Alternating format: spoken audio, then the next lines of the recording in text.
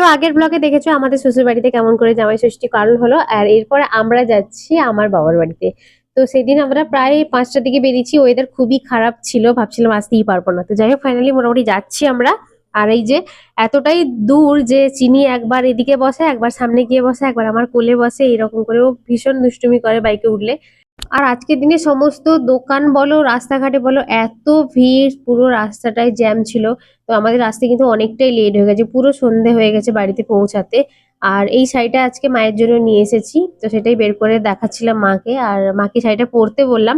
আমাদের বাড়িতে মানে জামাই ষষ্ঠী পুরো রাত্রিবেলা 9টার দিকে হলো, আমরা এসে পৌঁছেছি 8টার দিকে। তারপর একটু ফ্রেশ ট্রেশ হয়ে তারপর আর কি। আর এই যে ওর জন্য এই সমস্ত কিছু জল খাবারের আয়োজন করা হয়েছিল, কিন্তু আমাদের তো আসতে অনেকটা লেট হয়ে গেল। তাই এখন 9টার দিকে জামাই ষষ্ঠী হচ্ছে আর কি ওর।